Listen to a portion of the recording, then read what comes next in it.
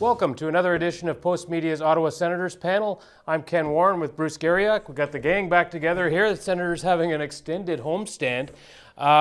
Bruce, but now it's starting to slide a little bit. 8 in a row they've lost. I mean, there's a couple of ways of looking at this. 4 of those 8 losses have gone to extra time. But, you know, at some point the losses are piling up. They played well in some of these games, not so well in others. At some point, losing does become, an issue in a dressing room. Well, I think it started to wear on them. There's no question about it, Kenny. I look at the situation that they're in right now with the team that they've got. They finally had a healthy defense on Tuesday night at home, and you look at the way that they played against the Chicago Blackhawks, and I thought they were good for 30 minutes. Yeah. For 13 minutes of that second period, as bad as they were supposedly playing, they held the Chicago Blackhawks to one shot. Then it just started to roll downhill on them, Ken. And then they, I know that they were disappointed with the way they played the second half of that game. They didn't give themselves an opportunity, but like you say, clearly the losing is starting to wear on the coach. Well, yeah, and it's interesting because, we've talked all year about, and everybody's talked, this team works hard generally. They go out there, they do what they got to do, and they're in most games. But the talent thing, when Chicago goes, and good on the coaching staff in Chicago, they flip and they put Patrick Kane and Jonathan Toews together, and all of a sudden they turn the game around because they have that kind of skill. And that's, I guess, somewhere down the road, and that's what all this futures is about, that Ottawa's going to need those kind of talented players that can take over games. They have a couple. I mean, you have Tkachuk and Chabot, who at times can be that way. But it's that ability to win a game that maybe you don't play your best in. Well, and Tkachuk and Chabot aren't at that point in their careers, right? They will be down the road, and there is no question that down the road, one of them will be the captain of this team, and the other one will be one of the alternate captains. I have no question in my mind about that on a lot of nights, those two young players are difference makers for this team, but they're not they can't raise their game to the level of that guys like Kane and Toews have. And Kane and Toews raised the level of their game when they had to. Chicago's kind of been a middling team this year, and they're probably at some point, not with their current roster, but their roster in the past is probably something that Pierre Dorion and the Ottawa Senators want to get to, but they're not there right now, and Chicago still has holdovers from the Stanley Cup team. And if you look back at draft, they're high draft picks, right? Toews and Kane, and you build around those guys, and that's where Ottawa, like you say, hope to go to someday.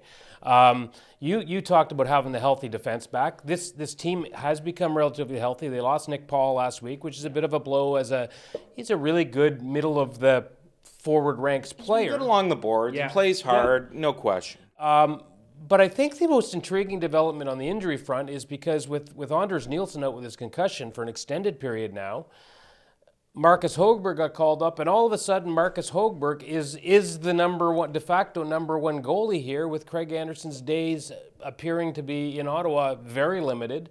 And it's a development here because, quite frankly, Anderson has been the guy for a decade, and now his time is done. And Högberg, I think, has played pretty well. I think he's done just about everything he can except win.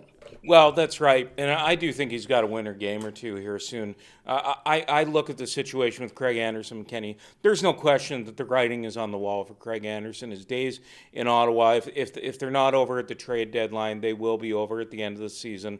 He knew at some point or another he was going to have to pass the torch.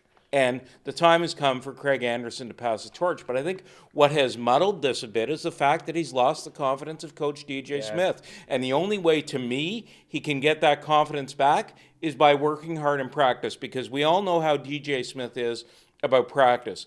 If you don't work hard in practice, then his perception is you're not going to work hard in games.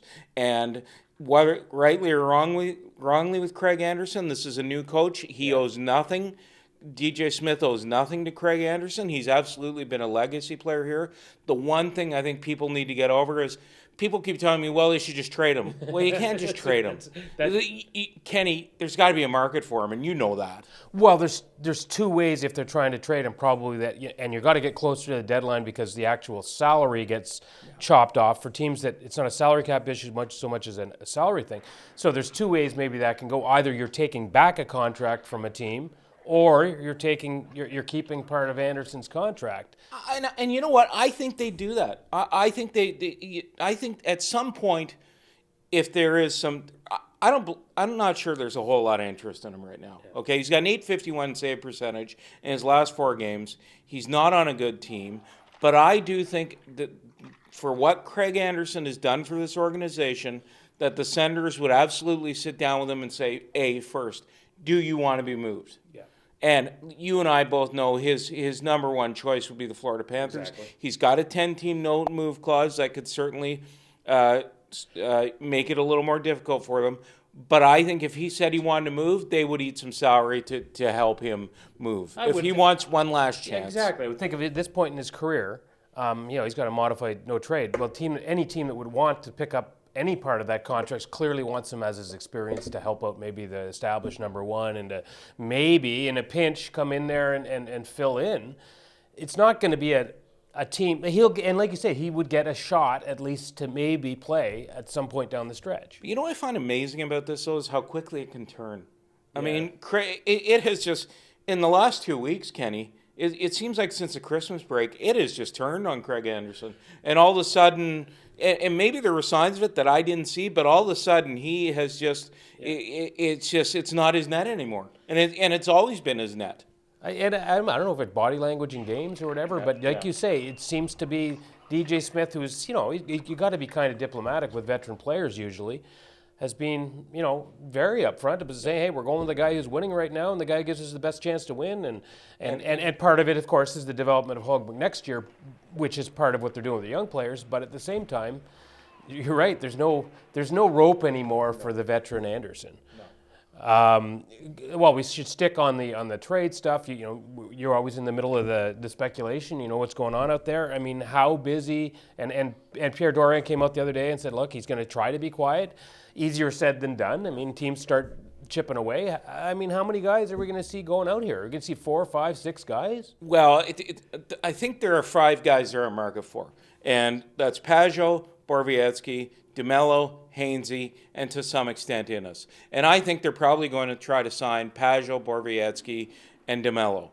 I think they will probably have talks with Innes and Hainsey.